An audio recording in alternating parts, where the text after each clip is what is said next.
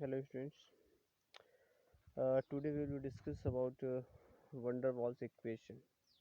ठीक है, तो आज का हमारा टॉपिक होगा van der Waals equation और van der Waals equation के साथ साथ हम इसमें डिस्कस करेंगे कि जो आइडियल गैस इक्वेशन में करेक्शन टर्म्स हैं उनके बारे में और ऐसे क्या रीजंस थे जो कि आइडियल गैस इक्वेशन को रियल गैसेस फॉलो नहीं करते। ठीक है, क्यों ऐसा क्या ज़रूरत पड़ी हमें कि van der Waals इक्वेशन को यूज़ करना पड़ता है रियल गैसेस के लिए। तो देखिए, सबसे पहले जैसा हम ये देख लें कि आइडियल गैस इक्वेशन क्या है।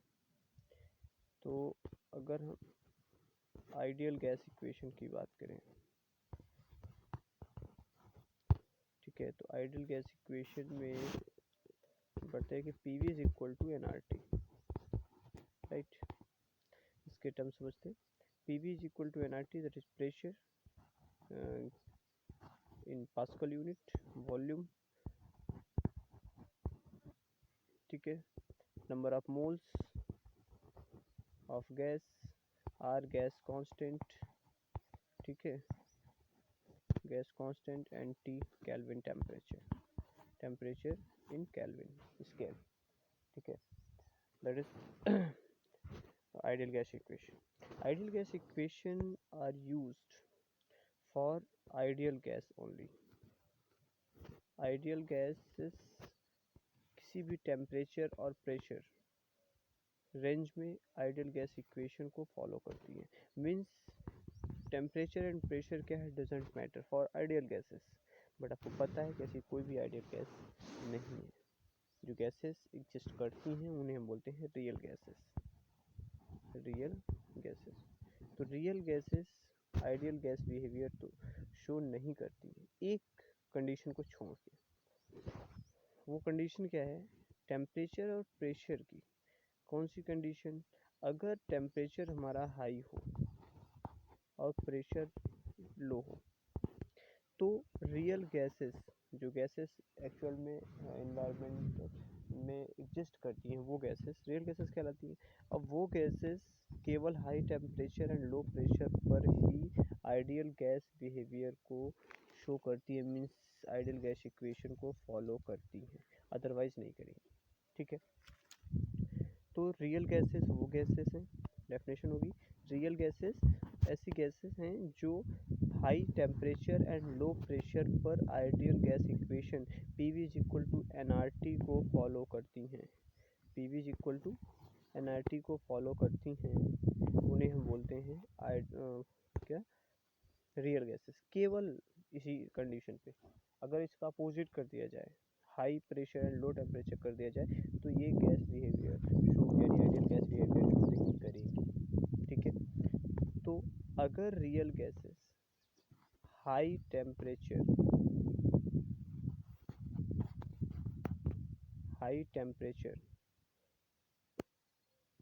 ऐसा कहें, high pressure and low temperature पर आइडियल गैस इक्वेशन को फॉलो नहीं करती, तो इसका कुछ रीज़न होगा।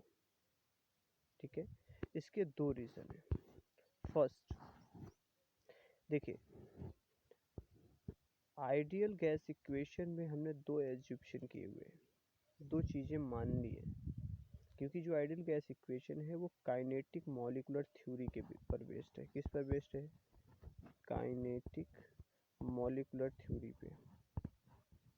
ठीक है, molecular theory of gases.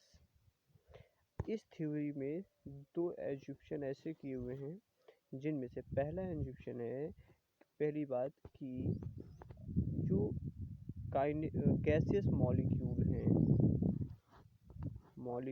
Gaseous molecule का कोई अपना एग्जिस्टेंस, यानी कि ऐसा वॉल्यूम नहीं है कि हम उसे कंसीडर करें। ठीक है, मीन्स कह सकते हैं कि molecules have negligible volume,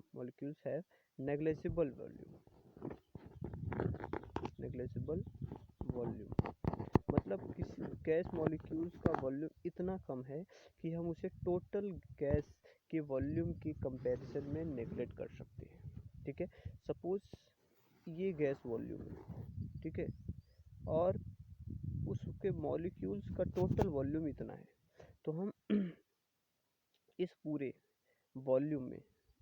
volume के कंपैरिजन में इस छोटे से वॉल्यूम को नेगलेक्ट कर सकते हैं, न के बराबर है। पहला एज्यूम्पशन, यही गलत था इनका। ठीक है, यहीं पर गलती हुई थी, जो कि आइडियल बिहेवियर शो नहीं करती। रियल गैसेस के लिए आइडियल गैस इक्वेशन फॉलो नहीं होता। First thing. सेकंड इज कि जो हमारी मॉलिक्यूल्स के बीच का अट्रैक्शन फोर्स है, attraction force that is low. ठीक है, या कैसे न के बराबर है। उसमें हमने एज्यूम किया हुआ है कि there is no attraction force, no force of attraction, force of attraction between molecule, gaseous molecule. हमने क्या एज्यूम किया सेकंड पॉइंट, कि there is no force of attraction between gaseous molecules, means कि gaseous molecules are free to move from one place to another, there is no attraction, no interfere. ठीक है, तो अगर gaseous molecule एक दूसरे पर attract नहीं होते, उन पर अट्रैक्शन फोर्स नहीं है, तो क्या होता है? नो अट्रैक्शन फोर्स मतलब कि हम गैस को लिक्विफाई या सॉलिडिफाई नहीं कर सकते। सॉलिडिफाई या लिक्विफाई नहीं किया सकता, बट ऐसा तो नहीं है, ऐसा नहीं है। देखिए क्यों नहीं है। एक्चुअल में गैस को हम लिक्विड में कन्वर्ट कर सकते हैं। एग्जाम्पल, हमारे पास है ऑक्सीजन। अब आप देख रहे हो कोरोना के टाइम पे ऑक्सीजन सिलेंडर की कमी हो गई। ये ऑक्सीजन सिलेंडर कहाँ से आते हैं? ऑक्सीजन सिलेंडर में भरी होती है लिक्विड ऑक्सीजन, लिक्विड ऑक्सीजन। ठीक है, कितनी बड़ी किल्लत हो रखी है इसमें कोरोना टाइम में, पेशेंट को ऑक्सीजन ही नहीं मिल पा रही है। तो लिक्विड ऑक्सीजन मतलब ऑक्सीजन को लिक्विफाई किया जा सकता है। कैसे किया जा सकता है? अगर मॉलिक्यूल्स के बीच, दो मॉलिक्यूल्स के बीच अट्रैक्शन फोर्स नहीं है, तो हम जो एक दूसरे से इनफाइनाइट डिस्टेंस पर दोनों मॉलिक्यूल से थे, कैसे हम इनको पास ला करके इन्हें लिक्विड में कन्वर्ट कर लिया। ठीक है, तो पहली गलती तो ये पहली चीज़। दूसरा कि गैस को सॉलिड में कन्वर्ट किया जा सकता है। अगर अट्रैक्शन फोर्स नहीं है तो इनका सॉलिडिफिकेशन कैसे पॉसिबल है? तो सॉलिडिफिकेशन पॉसिबल है, इसका एग्जांपल क्या है? Dry ice. क्या? Dry ice. ठीक है, जिसे हम बोलते हैं सॉलिड CO2। अगर अभी कुछ साल पहले की बात हो रही है, अभी की बात नहीं कर रहा हूँ मैं, 1 2 3 साल पहले की बात, एक न्यूज़ आई थी कि किसी कंट्री में CO2 गैस का एक पूरा पहाड़ बना दिया गया। ठीक है, कैसे बना दिया गया? इन्वायरमेंट से, एटमॉस्फेयर से हमने क्या किया? CO2 को एक्सट्रैक्ट करके हमने उसको सॉलिड में कन्वर्ट कर लिया। मतलब ये एक अच्छी प्रोसीजर हो सकती है इन्वायरमेंट से एक्सेस अमाउंट ऑफ CO2 को डिक्रीज करने का। ठीक है, रिमूव करने का इन्वायरमेंट से, ताकि इन्वायरमेंट में जो हमारी कह सकते हैं एक तरीके से ग्लोबल वार्मिंग की प्रॉब्लम आ रही है इस वजह से। ठीक है, जो हीट बढ़ रही है, आपको पता है थोड़ा सा अमाउंट अगर CO2 का धीरे से बढ़ता रहा तो एक टाइम ऐसा आएगी कि कुछ ppm अगर इंक्रीज हो गई तो हीट बहुत ज़्यादा हो जाएगी, गर्मी बहुत ज़्यादा हो जाएगी। ठीक है, तो उसे डिक्रीज कर सकते हैं। तो ये दो चीज़ें थी। अगर इनके बीच अट्रैक्शन फोर्स नहीं है तो हम इन्हें कैसे सॉलिड कैसे कन्वर्ट कर सकते हैं, कैसे लिक्विड में कन्वर्ट कर पा रहे हैं। ठीक है, तो वो चीज़ें डिस्कस करना ज़रूरी होता है। ठीक है, और तभी हम रियल गैसेस के लिए कोई इक्वेशन फॉर्म कर पाएंगे। ठीक है, तो वंडर वॉल्स ने 1873 में वंडर वॉल्स, नाम क्या था? वंडर वॉल्स, साइंटिस्ट का नाम है वंडर वॉल्स। इन्होंने 1873 में कुछ करेक्शन टर्म इंट्रोड्यूस करे, करेक्शन टर्म्स। ठीक है, उन करेक्शन टर्म्स को इन्होंने नाम दिया A and B। that are called van der Waals constant, van der Waals constant A and B, right. तो इन्होंने क्या कहा कि सभी मॉलिक्यूल्स का अपना कुछ वॉल्यूम होता है, ध्यान रखिएगा, अपना कुछ वॉल्यूम होता है, उसे नेगलेक्ट नहीं किया जा सकता। पहली चीज क्या कर सकते हैं, इन्हें नेगलेक्ट नहीं किया जा सकता। दूसरा, जब हम हाई प्रेशर और लो टेम्परेचर अप्लाई करते हैं किसी गैस पर, तो गैस मॉलिक्यूल, सपोज गैस इस किसी सिलेंडर में इस तरह से भरी हुई है, अब अभी उसके मॉलिक्यूल दूर दूर हैं अपार्ट फ्रॉम इच अदर। अब ये जब इन पे प्रेशर अप्लाई किया जाएगा तो वो कहाँ जाएंगे, वो एक दूसरे के पास आएंगे, ठीक है। सपोज वो इस तरह से पास पास आ गए। अब जब पास पास आ गए तो इनका वॉल्यूम कितना हो गया, वॉल्यूम डिक्रीज होकर के इतना बचा। पहले बहुत ज़्यादा था तो हमने कहा कि उन मॉलिक्यूल्स का जो वॉल्यूम है वो नेगलेक्ट है, लेकिन अब तो total volume of gas decrease हो चुका है। अब क्या अभी भी हम इन स्फेरिकल मॉलिक्यूल्स का वॉल्यूम नेगलेक्ट मान सकते हैं? अब नहीं मान सकते। पहले suppose 10 square kilometre 100 cubic kilometre area में 1 मीटर क्यूबिक वॉल्यूम के मॉलिक्यूल्स, तो वो नेगलेक्ट किया जा सकते हैं। 100 किलोमीटर क्यूबिक किलोमीटर वॉल्यूम, अब और इधर क्या है, मॉलिक्यूल्स का वॉल्यूम 1 क्यूबिक मीटर, तो नेगलेक्ट है, न के बराबर है, इसे हम नेगलेक्ट कर सकते हैं। लेकिन अगर यही प्रेशर और लो टेम्परेचर को डिक्रीज करके इसे 100 किलोमीटर की बजाय 100 क्यूबिक मीटर कर दिया जाए, तो क्या 100 क्यूबिक मीटर के कंपैरिजन में इस 1 क्यूबिक मीटर को नेगलेक्ट कर सकते हो? नहीं कर सकते, क्योंकि ये अभी 1% है। पहले बहुत कम था, लेकिन अब कितना है, 1%, इसे नेगलेक्ट नहीं कर सकते। तो वही कहा गया कि अगर प्रेशर अप्लाई कर दिया जाए, बढ़ा दिया जाए और टेम्परेचर डिक्रीज कर दिया जाए, तो हाई प्रेशर की वजह से वॉल्यूम घट जाता है, डिक्रीज हो जाता है, और लो टेम्परेचर की वजह से उनकी काइनेटिक एनर्जी डिक्रीज हो जाती है, तो वो मूव नहीं करते, पास पास आ जाते हैं, अट्रैक्शन फोर्स बढ़ जाता है और वॉल्यूम कम हो जाती है। तो जो मॉलिक्यूल्स का, स्फेरिकल मॉलिक्यूल्स का एक्चुअल वॉल्यूम है, उसे नेगलेक्ट नहीं कर सकते हम, ठीक है।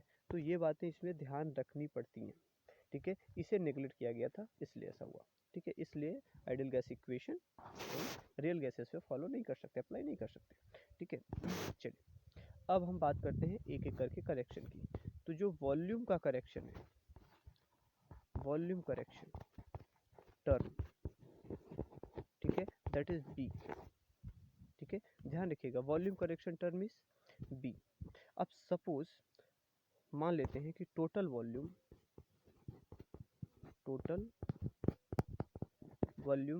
Is equal to v i. क्या है, v i, total volume of gas, ठीक है। ये है वॉल्यूम ऑफ स्पेस, जैसे गैस मत कहें, स्पेस का, ये कौन सा स्पेस, जिसमें मॉलिक्यूल मूव कर सकते हैं। ये वो वॉल्यूम है, टोटल वॉल्यूम ऑफ स्पेस, जहाँ पर मॉलिक्यूल मूव कर सकता है। मीन्स ये गैस के टोटल वॉल्यूम माइनस मॉलिक्यूल के वॉल्यूम के इक्वल है। टोटल गैस का वॉल्यूम ये स्पेस प्लस मॉलिक्यूल्स का वॉल्यूम दोनों है, और ये करेक्शन टर्म यानी कि मॉलिक्यूल का जो इफेक्टिव वॉल्यूम है वो है बी, ठीक है। तो टोटल मिला के हम इस तरीके से रिप्रेजेंट कर सकते हैं, right, V minus N B और n मॉलिक्यूल्स। सपोज किसी गैस में n मॉलिक्यूल्स हैं, उनका जो इफेक्टिव वॉल्यूम है वो स्मॉल b है, और ये जो कैपिटल B है वो टोटल वॉल्यूम है गैस का, ठीक है। तो अगर हम total volume V minus N B कर दें, तो हमारे जो गैस का वो वॉल्यूम निकल आएगा जहाँ पर मॉलिक्यूल मूव कर सकते हैं, स्पेस, ठीक है। स्पेस में जहाँ वो मूव कर सकते हैं, वो इस तरह से निकल के आ जाएगा। अब इसके बाद मान लो कि, अच्छा, बी को क्या बोलेंगे हम, मैंने क्या बोला, इफेक्टिव वॉल्यूम, क्या बोलेंगे, इफेक्टिव वॉल्यूम, ठीक है, occupied by molecules, occupied by molecules, occupied by molecule. Okay, अब इसी जो आपने टर्म लिखा था NB और NB, तो हम इस B को बोलते हैं एक्सक्लूडेड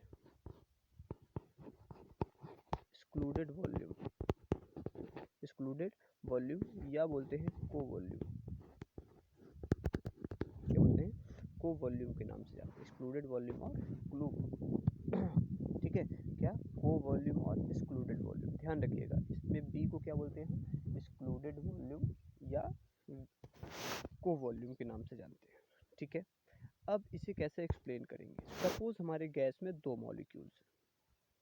कितने मॉलिक्यूल्स हैं? दो मॉलिक्यूल्स हैं। ठीक है, तो इन दोनों के सेंटर के बीच की जो डिस्टेंस है that is 2r, r plus R, R इसकी रेडियस, आर इसकी, तो इनके बीच की डिस्टेंस क्या हुई? 2r के इक्वल हो गई। ठीक है, अब ये जो स्फीयर है with radius 2r, this is called B, excluded volume और को वॉल्यूम विद रेडियस 2r। ठीक है, तो एक्सक्लूडेड वॉल्यूम भाई एक पेयर है मॉलिक्यूल का, तो हम यहाँ कह सकते हैं कि किसी बाई मॉलिक्यूलर पॉइंट के लिए, ठीक है, ध्यान रखें क्या बोला जा रहा है, किसी बाई मॉलिक्यूलर सिस्टम के लिए, गैसेस मॉलिक्यूल के लिए एक्सक्लूडेड वॉल्यूम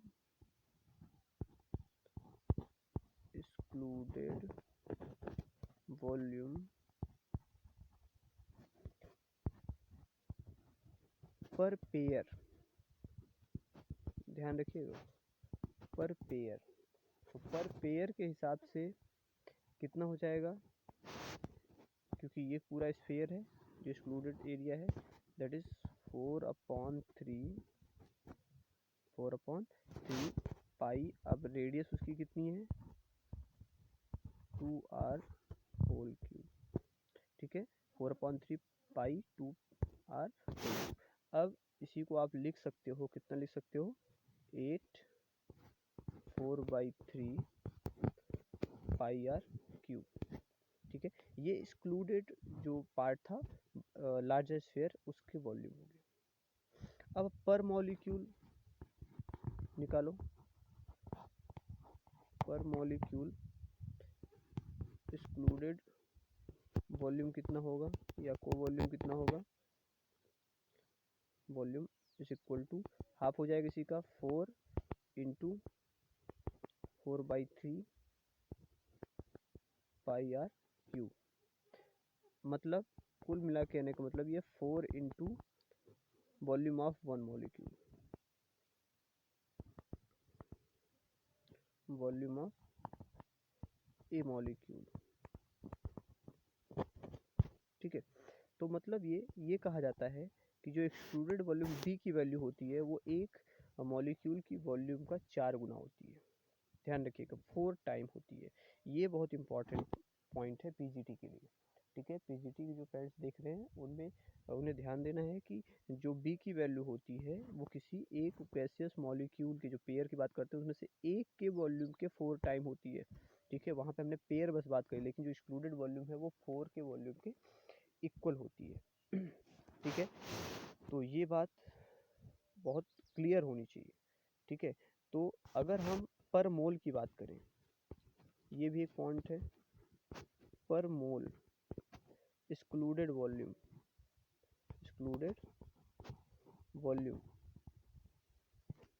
पर मोल इस इक्वल टू क्या हो जाएगा?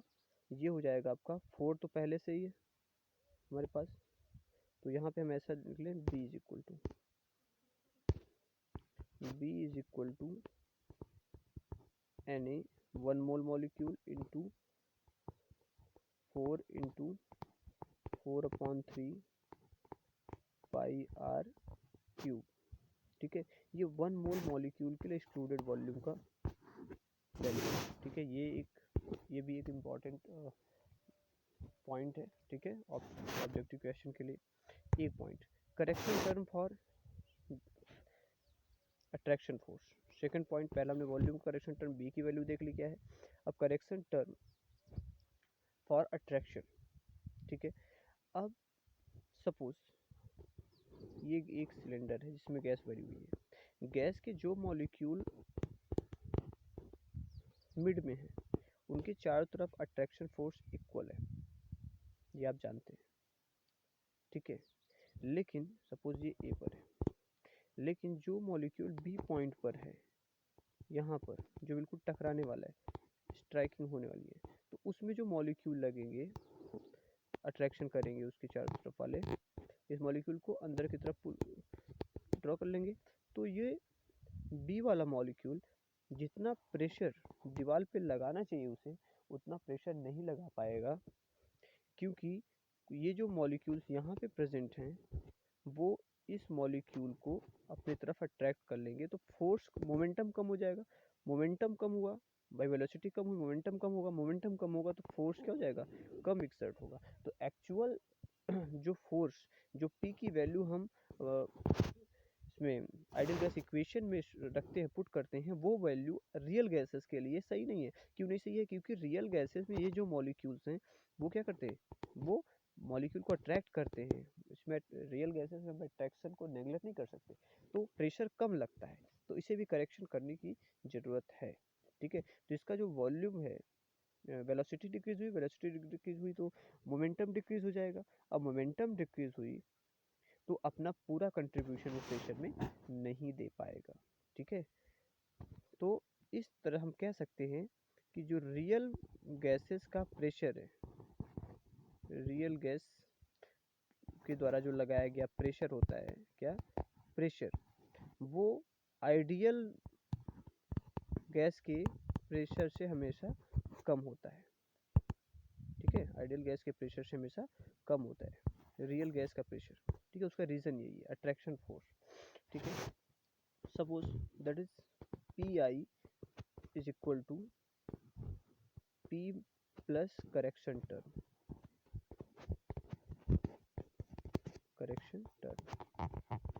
ठीक है। इस तरह से हम इसे सपोज हमने रिप्रेजेंट कर लिया, ठीक है। तो ये जो करेक्शन टर्म है ये दो बातों पे डिपेंड करता है, ध्यान रखेंगे कितनी बातों पे, दो पॉइंट्स पे डिपेंड करता है।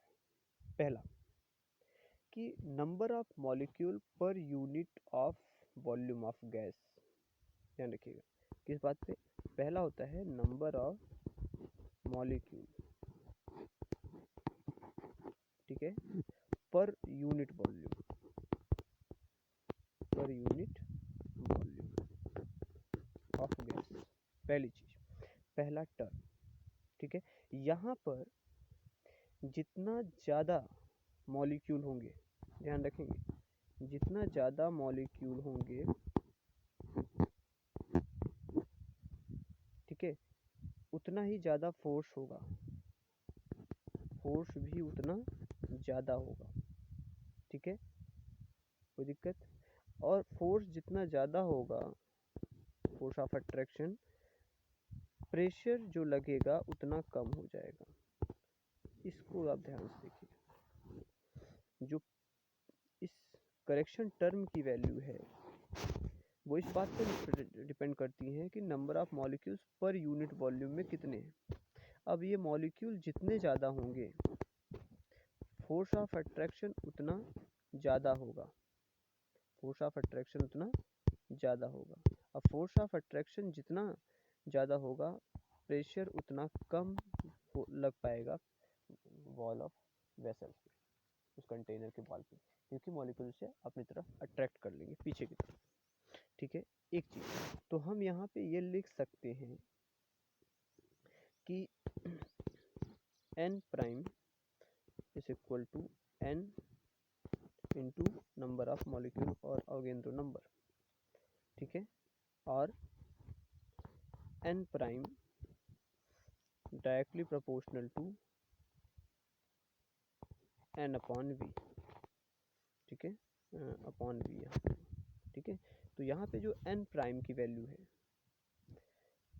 पर number of molecule per unit volume is equal to number of moles into Avogadro number divide by volume, ठीक है।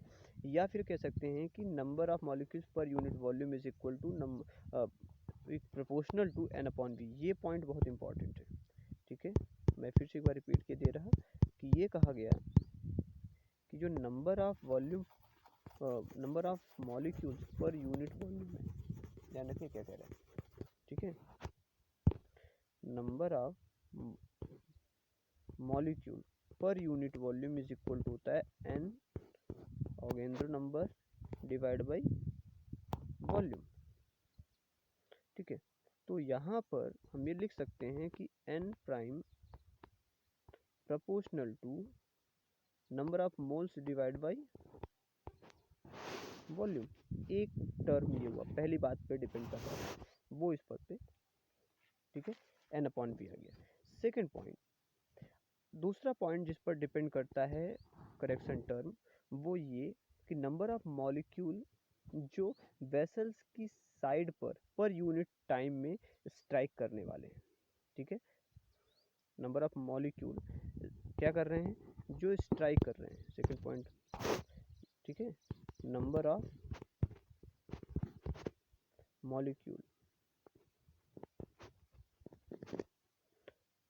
पर unit volume, per unit time,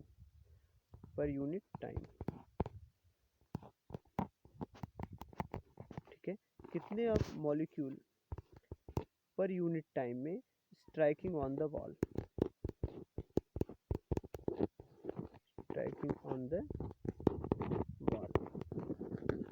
ठीक है। तो वो उस बात पे भी ये डिपेंड करता है, पर यूनिट टाइम में पर सेकंड कितने मॉलिक्यूल उस दीवार से टकराने जा रहे हैं, ठीक है।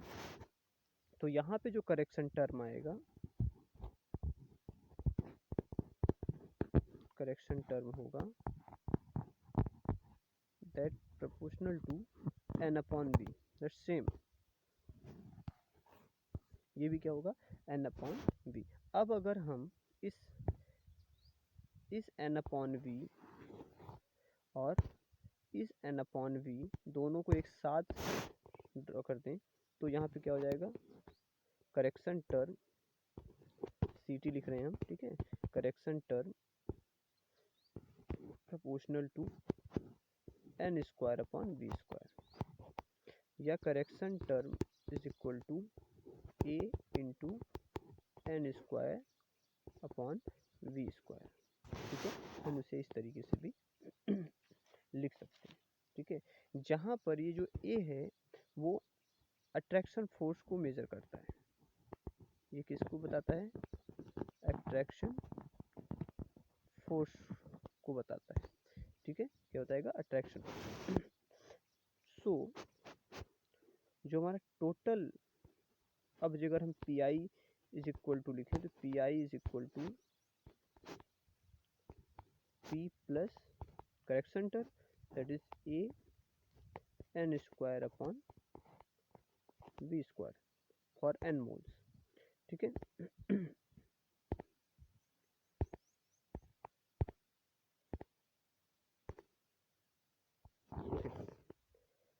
P I is equal to P A plus N square upon B square. तो अब हम देखिए, एक पॉइंट हमारा ये हुआ, ठीक है, एक correction term, second correction term जो फर्स्ट था हमारा वो करेक्शन टर्म है हमारा क्या, that is first for this is a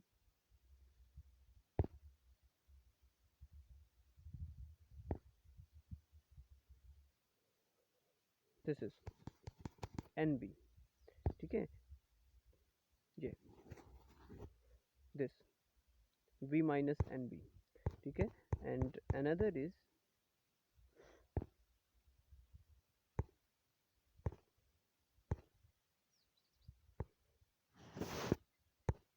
n square upon B square या पी, ठीक है। अब दोनों को van der Waals equation is equal to P is equal to P V is equal to N R T. अब आप दोनों पॉइंट्स यहाँ पे लिख दें, पी का करेक्शन टर्म क्या था, पी में करेक्शन हमने किया था plus N square upon we square into a, यही था correction term, n square A upon we square, ये करेक्शन टर्म था। प्रेशर में हमें इतना ऐड करना पड़ा, क्यों ऐड करना पड़ा, क्योंकि हम जानते हैं कि जो रियल गैसेस हैं उनके लिए अट्रैक्शन फोर्स कम हो जाता है, तो आइडियल की तरह बताने के लिए हमें उसे माइनस करना पड़ेगा, ठीक है, माइनस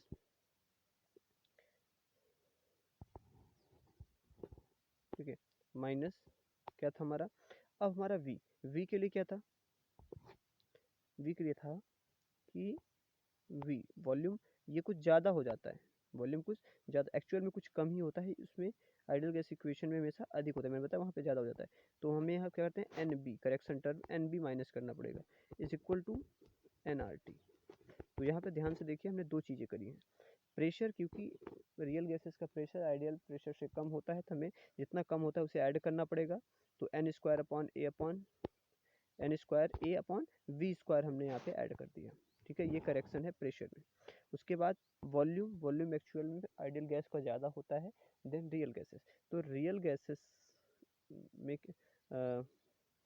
सॉरी यहाँ कह सकते हैं इस तरीके से कि जो रियल गैसेस का वॉल्यूम है, ठीक है, रियल गैसेस का वॉल्यूम, क्योंकि प्रेशर आइडियल में ज़्यादा होता है तो वॉल्यूम आइडियल में कम होगा, तो कम होगा तो कितना कम होता है आइडियल गैसेस में उतना हम ऐड कर दें तो वो रियल का बन जाएगा। तो हमने उसमें, ठीक है, इस तरीके से हमने क्या किया, तो हमने प्रेशर में ऐड कर दिया क्योंकि प्रेशर रियल का कम होता है, वॉल्यूम में माइनस कर दिया क्योंकि रियल का वॉल्यूम ज़्यादा होता है देन आइडियल। ध्यान रखिएगा, प्रेशर रियल का कम होता है तो हमें ऐड करना पड़ा जितना कम होता है, वॉल्यूम रियल का ज़्यादा होता है तो जितना ज़्यादा होता है उसे माइनस करना पड़ा इज इक्वल टू RT। ये हमारा P plus N square A upon we square into V minus N B पर इज इक्वल टू nRT, ये हमारा क्या हो गया, वंडर वाल्स इक्वेशन हो गया, ठीक है।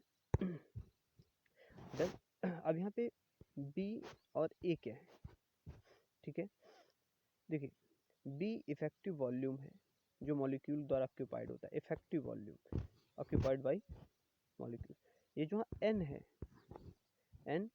N is amount of gas, पता ही आपको है अमाउंट ऑफ गैस, और जो A था वो भी मैंने आपको ये बताया था, अट्रैक्शन फोर्स, ठीक है, तीनों टर्म आपको याद होने चाहिए, ठीक है। अब बात करते हैं कि वंडर वाल्स इक्वेशन में इनकी यूनिट्स क्या होती है, जो इन्हें, क्योंकि ए और बी को हम बोलते हैं वंडर वाल्स कांस्टेंट, क्या बोलते हैं, वंडर वाल्स कांस्टेंट, ठीक है, इन्हें क्या बोलते हैं, ए और बी क्या है, वंडर वाल्स कांस्टेंट। तो जो हमारा ए है, ए की यूनिट क्या होगी, ए की यूनिट होती है न्यूटन मीटर पावर 4 मोल पावर -2, ठीक है, मोल पावर -2 वन थिंग, ठीक है। इसके अलावा भी इसकी यूनिट्स हैं, जैसे किलो पास्कल, डेसीमीटर पावर 6 मोल पावर -2, ठीक है, मोल पावर -2,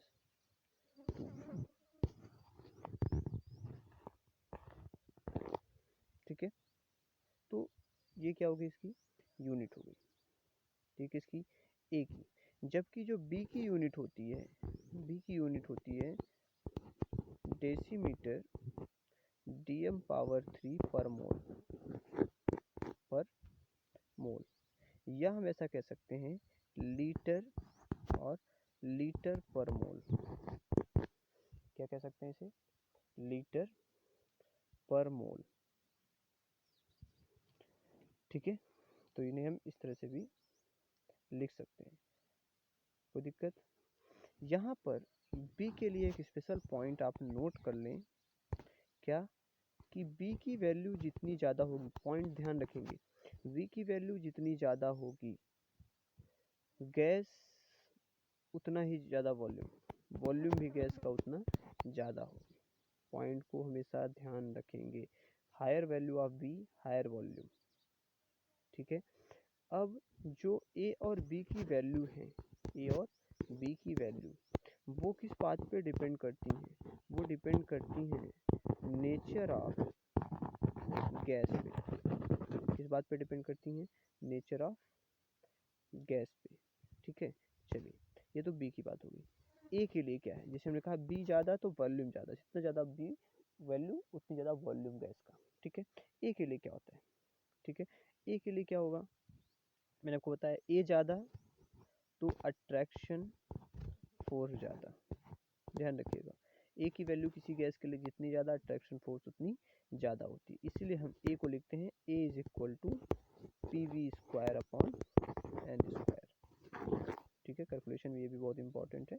तो a square is equal to a is equal to P v square upon n square, p v square into n square. ठीक है, तो ये था कुछ brief introduction about van der Waals equation, right?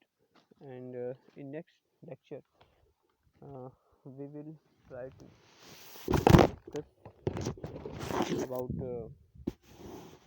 another topic, जो भी may be कि वो हम न्यूमेरिकल कैलकुलेशन डिस्कस करें या फिर अनदर कोई इम्पोर्टेंट टॉपिक चूज़ करेंगे। फ़िलहाल अभी आज के लेक्चर के लिए बस इतना ही। कोशिश करिएगा इसे लाइक, सब्सक्राइब और शेयर ज़रूर करें चैनल को।